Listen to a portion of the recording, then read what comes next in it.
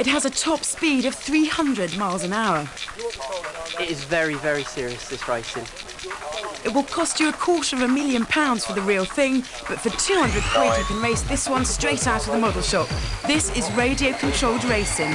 It is so close to real racing. It's unbelievable, the effort and the time and the teamwork that goes into it. It's just like a scaled-down version of real racing. There are around 15 official mini-tracks in Britain, like this one in West London. They regularly host club championships where qualifying rounds sort out the beginners from the superstars who can go on to compete internationally. It's just like the real thing, and that's why they do it. I think when I was very young, I either wanted to be a racing driver or lead a dance band. I think everybody's a frustrated racing driver who races radio-controlled cars.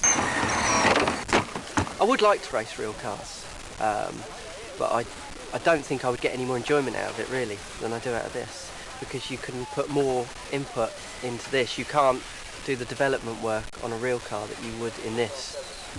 Surrounding the Lilliputian track, miniature motors have tabletop pit stops and undergo as many tweaks and as much tuning as their full-size counterparts.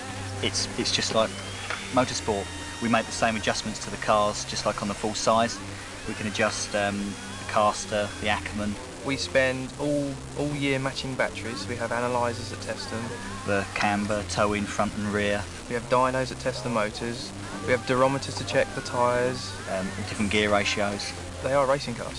If you get it set right and have a good race, you might win. You take it to the limit. But then again, you might not.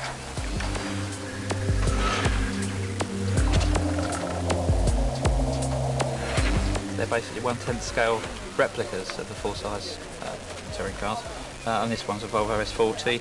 There's every car that races in the British Touring Car Championship, you can get a shell to fit the touring car, to fit your model touring car. You can either go and paint it like the full-size car, like this Volvo is, or you can paint it in your own colours. Well, some shells are reputed to be have better aerodynamics than others. I started off trying to apply this rule, but I couldn't really see the difference, so I just broadened it out and bought any shell I liked the look of. But just like the real thing, sometimes being mechanically minded isn't enough to keep you a lap ahead. You need to keep your developments close to your chest. Espionage is very big in the model car world, and if you found something that you've done to your car that works really, really well, try and keep it under wraps, not tell too many people. The spying, yeah, I mean, people watch. People come up, pick my car up when I don't want them to, and start looking around and just asking, put it down. Radio-controlled cars might be 1/10 of the size of the real thing, though the dedication of the drivers is undiminished.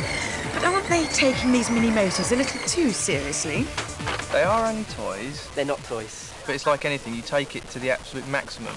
If you saw the money that was spent on them, the time that's spent on them, the technology and research and development which goes into them. They are toys, as we admit. They're certainly not toys. They're toys. We love going racing them.